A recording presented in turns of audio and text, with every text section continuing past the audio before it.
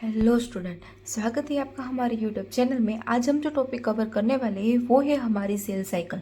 यहाँ पे हम जो देखेंगे वो होगा हमारा यूकेरियोटिक सेल साइकिल। ठीक है, क्योंकि प्रोकैरियोटिक क्या होता है, प्रोकैरियोटिक और यूकेरियोटिक वो दोनों सेल साइकिल है, उसमें बहुत ज़्यादा चेंजेस होता है। ठीक है, लेकिन हम यहाँ पे जो सेल साइकिल देखने वाले हैं वो है हमारा यूकेरियोटिक। ठीक है, हमारा हो गया यहाँ पे यूकेरियोटिक सेल साइकिल। ठीक है, अब जो ऐसे बेसिकली देखें तो क्या होता है कि सेल साइकिल है उसका जो टाइमिंग होता है डिवीज़न के लिए वो डिफरेंट डिफरेंट होता है। जैसे हम मान के चले ह्यूमन का सेल है वो 24 आवर लेता है डिवीज़न होने के लिए। ठीक है, यहाँ से यहाँ पर जो डिवीज़न होता है उसके लिए वो ह्यूमन का सेल है वो 24 आवर्स लेता है, जहाँ पे ईस्ट का सेल होता है उनको सिर्फ 90 मिनट लगती है। ठीक है, वो कितने मिनट लेता है, सिर्फ 90 मिनट। ठीक है, इसके हिसाब से सेल साइकिल है वो डिफरेंट डिफरेंट टाइमिंग लेता है डिफरेंट लीव्स में। ठीक है, चलो अब हम देखते हैं सेल साइकिल। देखो ये हमारा बेसिक फिगर है सेल साइकिल का। उसमें क्या होते हैं, 4 फेज होते हैं। जैसे मान लो तो मेन है वो सिर्फ 2 फेज होते हैं, इसको पूरा हम इंटरफेस बोलेंगे। और ये हो गया हमारा एम फेज। ठीक है, इंटरफेस में कौन से फेज इन्वॉल्व होते हैं, G1 S और G2 फेज इन्वॉल्व होते हैं। और एम फेज में prophase, metaphase, anaphase, telophase and cytokinesis. ठीक है, अब देखें तो एक्चुअली सेल डिवीजन कौन से फेज में होता है, तो यहाँ पे एम फेज में एक्चुअल सेल डिवीजन होता है। बाकी क्या होता है, G1 S और G2 है वो फेज वो होते हैं जो सेल को डिवीजन के लिए प्रिपेयर करते हैं।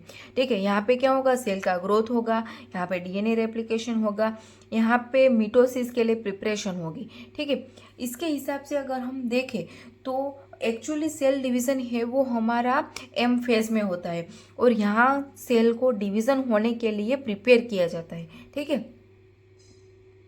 ओके, चलो अब हम इसके इन डिटेल्स में थोड़ी सी फिगर देखते हैं। क्या हो गया ये हमारा, देखो ये मतलब प्रो फेज की फिगर है। ये अर्ली प्रो फेज मतलब जब प्रो फेज स्टार्ट होता है तब, और जब प्रो फेज खत्म होता है तब की फिगर है। ठीक है, प्रो फेज में क्या होता है, ये न्यूक्लियर इनवेलोप है वो धीरे धीरे ब्रेक डाउन होना शुरू हो जाता है। और उसमें पहले क्या होता था, ये डीएनए ऐसे होता था, फिर वो ऐसे बोल सकते हैं कि ट्यूबुलर फॉर्म में आ जाता है। ठीक है, ये 2 टाइप के और ये 2 टाइप के। ठीक है, और उसके बाद क्या होता है कि मेटाफेज। मेटाफेज में क्या होता है कि देखो ये जो ट्यूबुलर है उसमें यहाँ पे होता है, इसको हम बोलेंगे सेंट्रोमियर, और ये हमारा हो जाएगा स्पिंडल पोल। ठीक है, इस मेटाफेज में क्या होता है कि सेंट्रोमियर से स्पिंडल है वो स्पिंडल फाइबर तो इसके साथ कनेक्ट होता है, और इसको इक्वाटोरियम मतलब यहाँ पे बीच में इक्वल लाइन में सब इसको क्या बोलते हैं हम, सिस्टर नहीं ऐसा भी बोल सकते हैं। ये हमारा हो जाएगा अब क्या होता है कि एनाफेज में यहाँ से सेंट्रोमियर से ये 2 में डिवाइड हो जाती है। आधी है वो यहाँ स्पाइनल पोल की तरफ मूव होती है और आधी है इस तरफ मूव होती है। ठीक है, और ये दोनों एक दूसरे से सेपरेट हो जाती है और टूवर्ड्स पोल में स्पिंडल पोल में मूव होती है। और उसके बाद क्या होता है, टीलोफेज आता है। टीलोफेज में क्या होता है कि ये जो ये न्यूक्लियस है वो फिर से रीजनरेट होता है, और यहाँ पे क्या होता है कि सेल वॉल है वो आउटसाइड से सेंटर की तरफ डेवलप होती है और यहाँ पे सेल का डिवीज़न हो जाता है। ठीक है, अब देखिए यहाँ पे मैंने कुछ जनरल नॉलेज के लिए भी रखा है और एक कॉम्पिटिटिव एग्जाम के लिए भी है कि smallest cell of the body क्या होता है, स्पर्म का सेल होता है, और largest cell of the body होता है वो ओवम, एंड लॉन्गेस्ट सेल वो नर्व होता है। यहाँ पे खास आप देखना लार्जेस्ट सेल और लॉन्गेस्ट सेल। लार्जेस्ट सेल है वो ओवम का है और लॉन्गेस्ट सेल है वो नर्व का है। ठीक है, मैंने आपको बोला था ना सेल डिवीजन का टाइमिंग, तो ह्यूमन सेल का 24 आवर होता है और ईस्ट सेल का 90 मिनट होता है। ठीक है, और सेल साइकिल है उसको हम 2 फेज में डिवाइड करते हैं, इंटरफेज और एम फेज में। इंटरफेज है वो सबसे ज़्यादा टाइमिंग लेता है सेल डिवीजन से। एम फेज में एक्चुअल सेल डिवीजन होता है लेकिन सबसे ज़्यादा 95% टाइमिंग है वो इंटरफेस में सेल बिताता है। उसमें ही सेल डिवीज़न होने के लिए कम्प्लीटली प्रिपेयर होता है। उसमें 3 फेज़ होते हैं, G1 phase, S phase and G2 phase. ठीक है, S1 फेज़ है, ऐसे हम याद रख सकते हो, उसमें सिंथेसिस होगा, ग्रोथ होगा इसमें, और इसमें क्या होगा, मतलब M फेज़ के लिए प्रिपरेशन होगी। ठीक है, अब हम G1 फेज़ को इन डिटेल्स में देखते हैं कि देखो G1 फेज़ में क्या होता है कि the cell is metabolically active and continuously growth but does not replicate its DNA. मतलब G1 फेज़ में क्या होगा, वो मेटाबॉलिकली एक्टिव है, वो कंटिन्यूसली ग्रोथ हो रहा है, लेकिन वो डीएनए का रेप्लिकेशन नहीं करेगा। ठीक है, डीएनए का रेप्लिकेशन कौन से फेज में होगा, वो होगा एस फेज में। एस फेज में डीएनए का रेप्लिकेशन होगा, और उसमें क्या होता है कि डीएनए के अमाउंट है वो डबल होती है, उसके क्रोमोसोम्स के नंबर डबल नहीं होते। मतलब हम मान के चले कि देखो डीएनए का अमाउंट है वो सी है, ठीक है, 2C है, तो फिर उसका अमाउंट है वो डबल हो जाएगा, मतलब उसका अमाउंट है वो 4C हो जाएगा। लेकिन उसमें क्रोमोसोम का नंबर है वो 2n है, तो आफ्टर डुप्लीकेशन क्रोमोसोम का नंबर तो 2n ही रहेगा, उसकी अमाउंट डबल हो रही है, क्रोमोसोम के नंबर नहीं। ये आपको खास याद रखना होगा। ठीक है, और फिर आगे आता है G2 फेज। अब G2 फेज में क्या होता है कि उसमें प्रोटीन सिंथेसिस होता है कि वो मिटोसिस या प्रिपरेशन करवा सके। ठीक है, वो क्या होता है कि सेल ग्रोथ कंटिन्यूस रखता है और प्रोटीन सिंथेसाइज करता है ताकि मिटोफेज में सेल है वो डिवाइड हो सके। सम सेल ऐसे होते हैं एडल्ट के जो डुप्लीकेट नहीं हो सकते। ठीक है, जैसे कि हार्ट का सेल, जब हम पैदा होते हैं तभी हमारे हार्ट जो होता है उसका सेल फिक्स हो जाता है। हार्ट का सेल है वो कभी डुप्लीकेट नहीं हो सकता है। ठीक है, हार्ट का सेल है वो उसकी साइज बढ़ा सकता है, लेकिन कभी डुप्लीकेट नहीं हो सकता है। ठीक है, और हम जैसे देख सकते हैं कि कोई सेल होते हैं वो एक्टिवली डुप्लीकेट होते हैं। फॉर एग्जांपल लिवर के सेल, अगर लिवर में कोई ने ज़्यादा अल्कोहल ली है, उसकी वजह से उसका लिवर डैमेज हो रहा है, तो फिर हमें देखा होगा लिवर के कुछ टुकड़े हैं वो डॉक्टर ऑपरेशन करके निकाल देते, तो फिर लिवर है वो उसको रीजनरेट कर सकता है। उसके सेल में ऐसी कैपेबिलिटी होती है कि वो रीजनरेट करके पूरा लिवर बना सकता है, लेकिन हार्ट के सेल में एक कैपेबिलिटी नहीं होती है। ठीक है, और कुछ सेल ऐसे होते हैं कि जब कोई सेल इंजर्ड हुआ है, डैमेज हुआ है, तभी वो रेप्लिकेट करते हैं, एक्टिवली रेप्लिकेशन उसका स्टार्ट नहीं रहता है। और जब एम फेज होता है, मतलब सेल डिवीज़न हो गया, उसके बाद उसको नीड नहीं है सेल डिवीज़न के लिए, तो वो क्या करेगा, G0 फेज में चला जाएगा।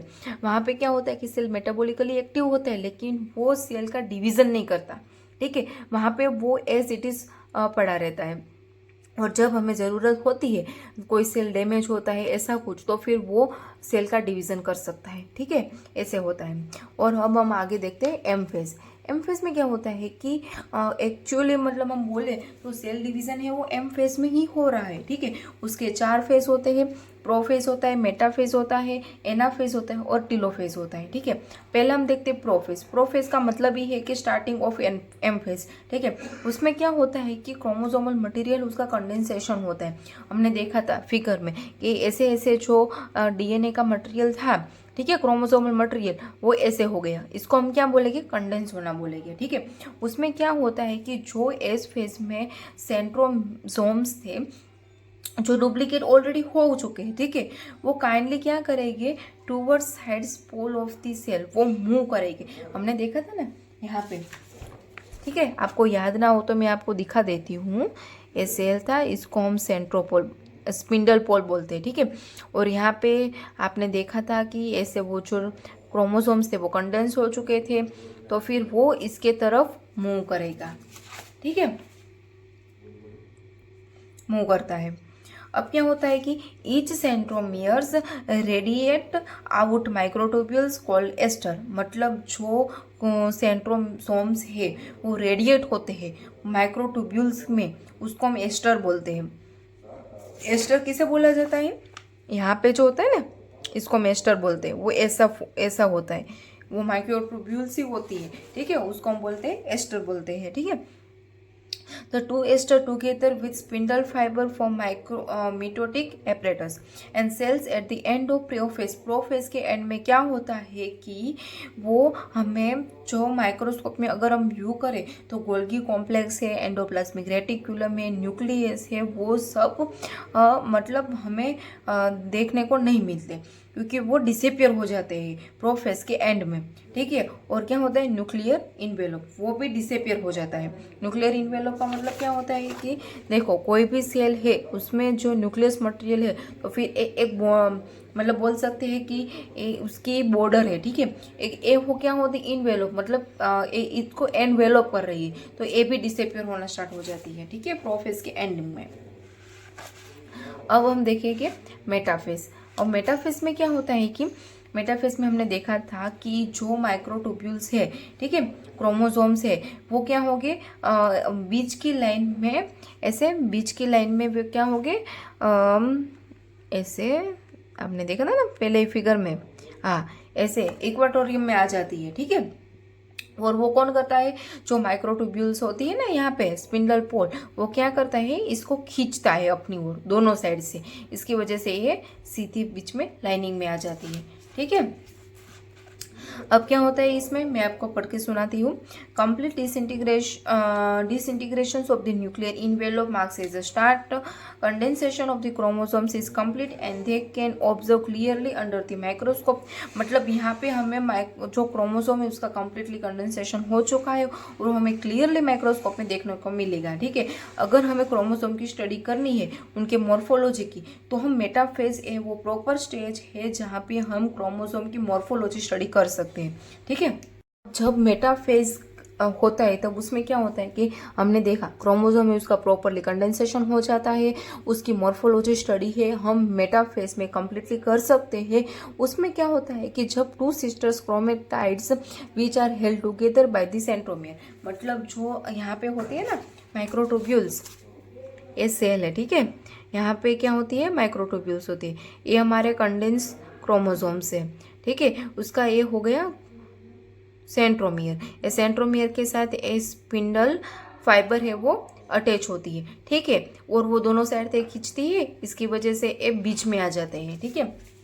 यहाँ पे क्या होता है, उसकी कैरेक्टरिस्टिक्स ही वही है कि वो इक्वाटोर में आ जाते हैं, ठीक है। ये आपको याद रखना है मेटाफेज की कैरेक्टरिस्टिक्स, क्योंकि ये हमें कॉम्पिटिटिव एग्जाम में भी पूछा जा सकता है, ठीक है। उसमें क्या होता है कि दोनों साइड से जो स्पिंडल के फाइबर है वो खींचते हैं, इसकी वजह से वो इक्वाटोर में आ जाते हैं। बस यही हमको सिंपल फंडा है जो याद रखना है, ठीक है।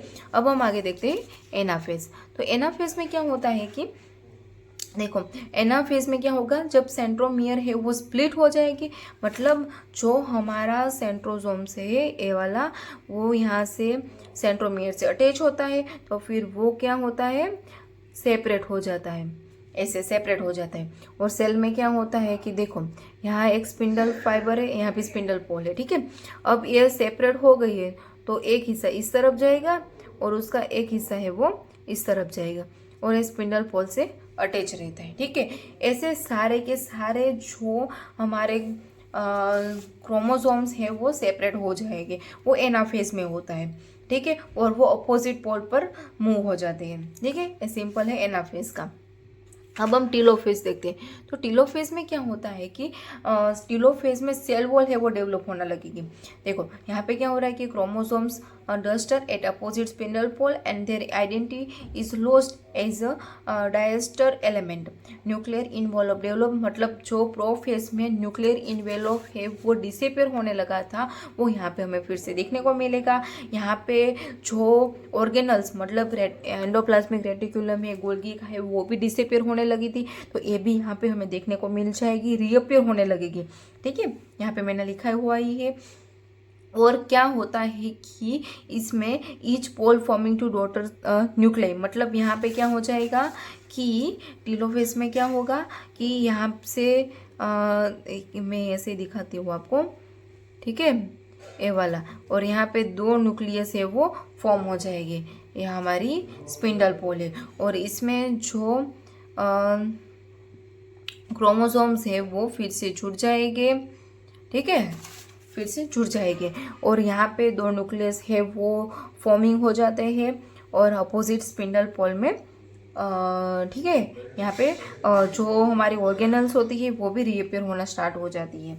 और हमने एम फेज के जो स्ट्रक्चर था उसमें देखा था एक एक्स्ट्रा साइटोकाइनेसिस। ठीक है, साइटोकाइनेसिस में क्या होता है कि साइटोकाइनेसिस में होता है कि mitosis is accomplish not only the segregations और डुप्लीकेशंस क्रोमोसोम्स। मतलब मिटोसिस ऐसे ही कंप्लीट नहीं हो जाता कि देखो चलो क्रोमोसोम्स का सेपरेशन हो गया, उसका डुप्लीकेशन हो गया और डॉटर न्यूक्लियाई बन गए तो फिर उसका डिवीजन हो गया, ऐसा नहीं होता है। लेकिन उसमें क्या होता है कि सेल है वो इटसेल्फ टू डॉटर सेल को सेपरेट करता है थ्रू साइटोप्लाज्म।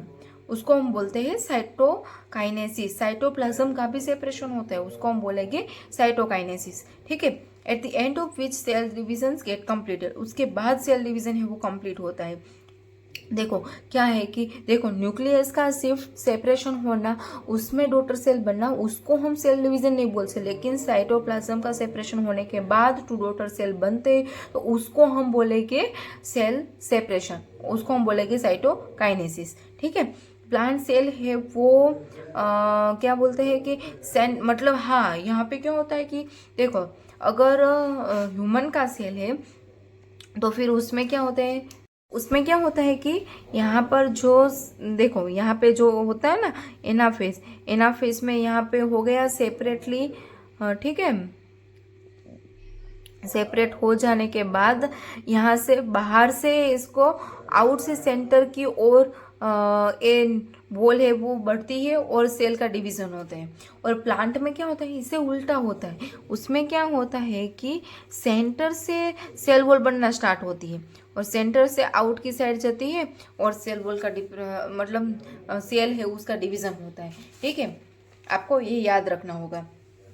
और अगर मैं सिंपल सा फंडा आपको बोलूँ को ये सेल साइकिल का जो पूरा फिगर है वो याद करना है। इसके हिसाब से अगर आप चलोगे और इसको माइंड में बिठा दोगे तो आपको पूरी सेल साइकिल है वो इजीली याद हो जाएगी। ठीक है, और ये हमारे कॉम्पिटिटिव एग्जाम के लिए भी बहुत इंपॉर्टेंट है। सेल साइकिल से बहुत सारे क्वेश्चन आ सकते हैं तो आप इसको इग्नोर मत करना और कंप्लीटली समझ के, अगर ऐसा हो तो हमें गूगल पे बहुत सारे टेस्ट सीरीज मिल जाती है, उसमें से आप MCQ सॉल्व करने की ट्राई कीजिए। ठीक है, और ऐसे ही आप प्रैक्टिस कर सकते हो। ठीक है, थैंक यू फ्रेंड्स।